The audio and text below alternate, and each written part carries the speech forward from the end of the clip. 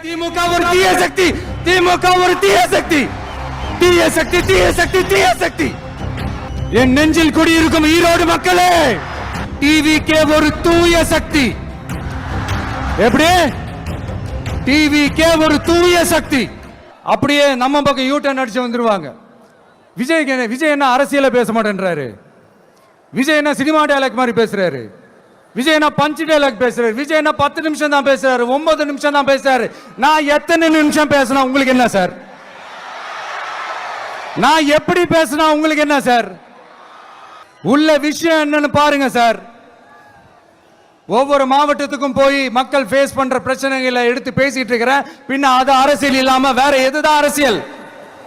உங்களை மாதிரி தனிப்பட்ட முறையில தரக்குறைவா அசிங்கமா பேசுறதுதான் அரசியல்னா அந்த அரசியல் நமக்கு வராது. வராதுன்னா நல்லாவே வரும். உங்களை விட எனக்கு அது நல்லாவே வரும். வேணான்னு விட்டு வச்சிருக்கிறோம்.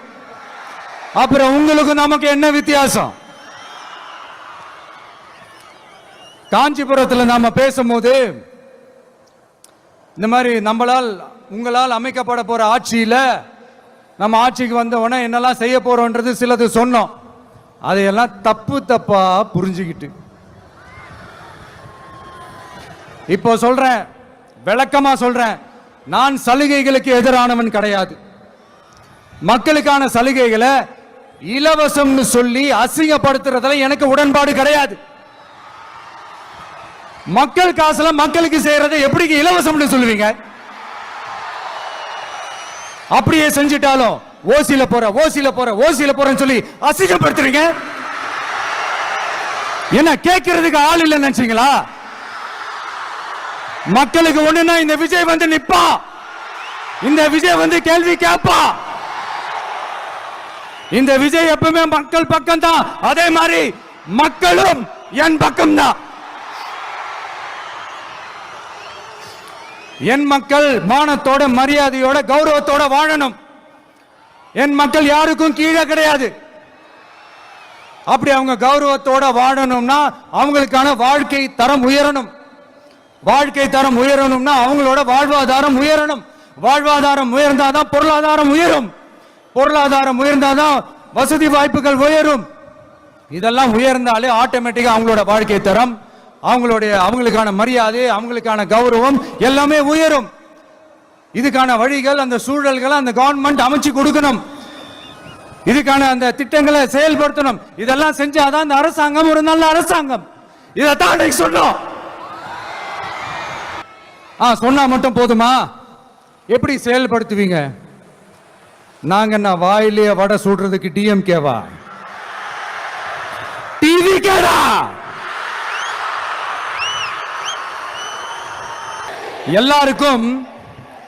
எல்லாருக்கும் நிரந்தரமான ஒரு வீடு இருக்கணும்னு சொன்னோம்.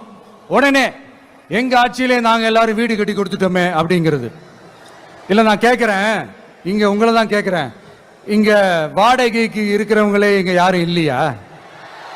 எல்லாருக்கும் சொந்தமா வீடு கட்டி கொடுத்துட்டாங்களா? அடுத்து வீட்டில் இருக்கிற ஒவ்வொருத்தரும் மினிமம் டிகிரி படிச்சிருக்கணும் அப்படின்னு சொன்னோம். உடனே எங்க ஆட்சியிலே எல்லாரும் டிகிரி படிச்சு முடிச்சிட்டாங்களே அப்படிங்கிற மாதிரி சொல்றது அது உண்மைனா? ஸ்கூல் லெவல்லயே டிராப் அவுட்ஸ் அதிகமானது யாரோட ஆட்சியிலங்க?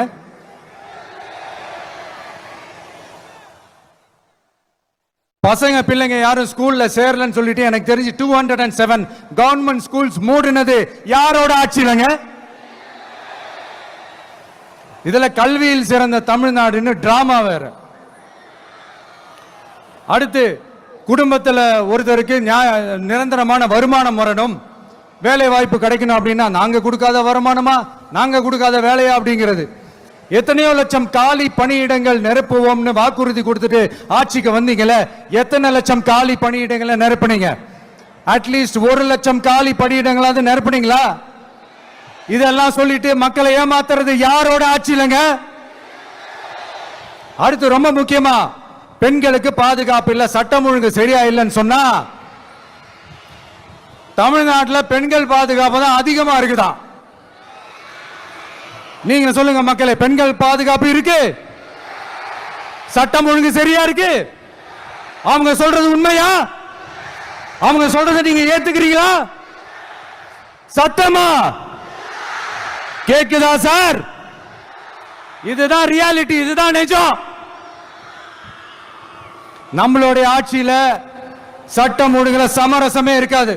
அதனாலதான் இவ்வளவு ஸ்ட்ராங்கா சொல்றோம், தைரியமா இருங்க மக்களே. இந்த மாதிரி விஷயங்கள்லாம் நம்ம மக்கள் கிட்ட எடுத்து சொன்னா உடனே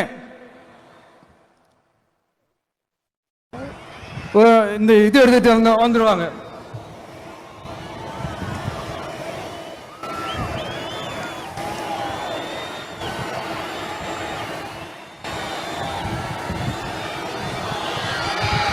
இந்த மாதிரி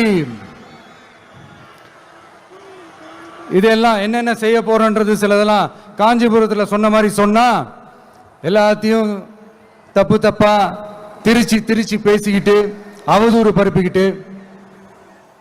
நான் கூட யோசிப்பேன், எம்ஜிஆர் அவர்களும் மேடம் ஜெயலலிதா மேடம் அவங்களும் ஒரே வார்த்தையில சொல்லி இந்த திமுகவை காலி பண்ணாங்கல்ல. நான் கூட யோசிப்பேன், ஏன் இவ்வளவு ஹார்ஷா பேசுறாங்க, ஏன் இவ்வளவு ஹார்ஷா அவங்கள திட்டுறாங்கன்னு யோசிச்சது உண்டு. இப்பதானே புரியுது. அவங்க ரெண்டு பேரும் சொன்னதை இப்ப நானும் ரிப்பீட் பண்றேன். திமுக ஒரு தீய சக்தி, திமுக ஒரு தீய சக்தி, திமுக ஒரு தீய சக்தி, திமுக ஒரு தீய சக்தி, தீய சக்தி, தீய சக்தி, தீய சக்தி. என் நெஞ்சில் குடியிருக்கும் ஈரோடு மக்களே,